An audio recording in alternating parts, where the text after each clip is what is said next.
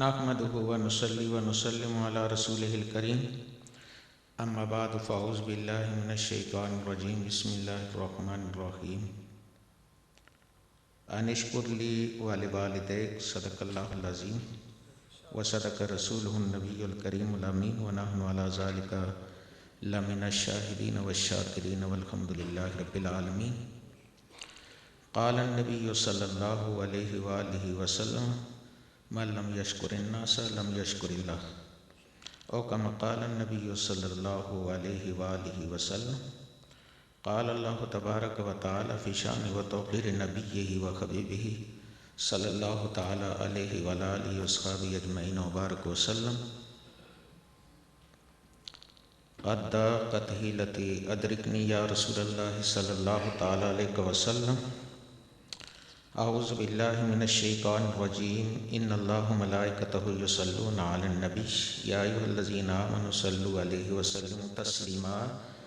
الصلاۃ والسلام علیک یا سیدی یا رسول اللہ وعلی آلک واصحابک یا سیدی یا نور اللہ. اللہم صل وسلم علی سیدنا مولانا محمد وعلی آل سیدنا مولانا محمد واصحاب سیدنا مولانا محمد صلی اللہ تعالی علیہ وعلی آلہ واصحابہ اجمعین وبارک وسلم. قد ضاقت حیلتی ادرکنی یا رسول اللہ صلی اللہ تعالی علیہ وسلم. رب ارنی وجہ حبیبک بوجہ حبیبک محمد صلی اللہ تعالی علیہ وعلی آلہ واصحابہ اجمعین وبارک وسلم. اللہم انی اسألک واتوجہ الیک بنبیک محمد نبی الرحمت صلی اللہ تعالی علیہ وعلی آلہ واصحابہ اجمعین وبارک وسلم. یا محمد صلی اللہ تعالی علیہ وسلم انی اتوجہ بک الی ربی فی حاجاتی کلہا فی حاجاتنا کلہا لتقضی لی لتقضی لنا. اللہم فشفع فیہ اللہم فشفع فینا اللہم فشفع فیہ.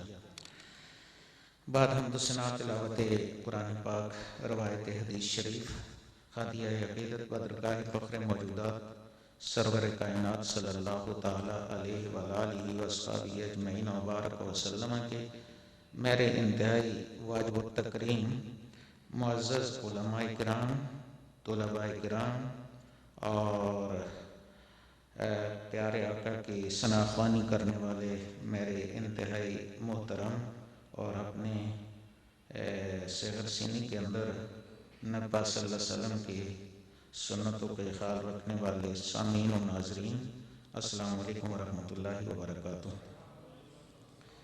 میں بہت شکر گزار ہوں قاضی مسعود اقبال صاحب کا، قاضی سعید صاحب کا، سارے ان کے عزیز و اقارب کا کہ انہوں نے انتہائی شفقت کی اور میرے جیسا گناہ گار انسان انتہائی اچھے لوگوں کے درمیان آیا، اور میں سمجھتا ہوں کہ یہ میری بخشش کا سامان بنے گا. اور میں قاری محمد عمر سعیدی دامت برکاتہم القدسیہ کا بھی انتہائی شکر گزار ہوں کہ انہوں نے جنوبی پنجاب کی محبتیں جو مانی ہوئی ہیں دنیا ساری میں، اپنے لب و لہجہ میں بھی اور اپنے سوز و گداز میں وہ تشریف لائے. حالانکہ جانا تو ہمیں چاہیے، لیکن یہ ایسا پانی ہے جو پیاسے کے پیچھے آیا ہے، اور یہ بڑی بات ہے. میں سارے آپ سامعین سے درخواست کروں گا کہ آپ تھوڑی دیر کے لیے دو چار باتیں سنیں گے. یہ ہمارا بچہ ہے، اس نے حوالے دیے ہیں ہزارے کا بھی، اور بڑی محبت کا اظہار فرمایا. اور آپ کو میں یہ بھی بتا دوں کہ اس مسجد میں ہماری سعادت مندی تھی کہ اس بچے کو اللہ تعالیٰ نے یہاں تک پہنچایا، اور انشاءاللہ یہ کام کرے گا. میں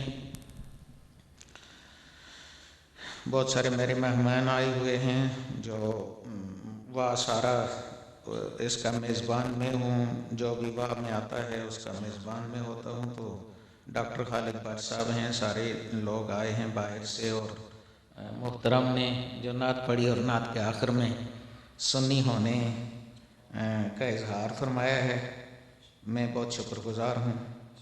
اور میں سوچ رہا تھا کہ اب ایسے لوگ بہت کم رہ گئے ہیں جو نعت پڑھتے بھی نبی پاک کے دشمن کو دشمن اور اس کی دشمنی کو واضح کرتے ہیں تاکہ نبی پاک صلی اللہ علیہ وسلم کے غلام بچ سکیں۔ میں نے مختصر قرآن پاک سے آپ کو تلاوت کی ہے۔ اللہ فرماتا ہے کہ میرا شکریہ ادا کرو اور اپنے والدین کا شکریہ ادا کرو۔ اور پیارے آقا نے فرمایا، اور اس چونکہ آیت میں تخصیص ہے والدین کے ساتھ، لیکن جو حدیث پاک آپ نے بیان فرمائی ہے اس میں تخصیص نہیں ہے، عموم ہے کہ جو انسانوں کا شکر گزار نہیں ہوتا وہ اللہ کا شکر گزار ہونے میں بھی مخلص نہیں ہوتا۔ اور توحید کے حوالے سے آخر میں بچے نے بات کی، تو ہم توحید بھی مانتے ہیں، رسالت بھی مانتے ہیں۔ میں صرف اتنا اضافہ کر دینا چاہتا ہوں اس بچے کے آئندہ خطابت کے لیے کہ ہر توحید والا وہ نبی پاک سے محبت کرنے والا نہیں ہوتا، لیکن نبی پاک سے محبت کرنے والا ضروری طور پر توحید میں پختہ ہوتا ہے۔ توحید جو نفع دیتی ہے وہ نبی پاک کی غلامی کو تسلیم کرنے کے بعد نفع دیتی ہے۔ آپ صلی اللہ علیہ وآلہ وسلم کی غلامی کے بغیر توحید ابلیس ہی بنا سکتی ہے۔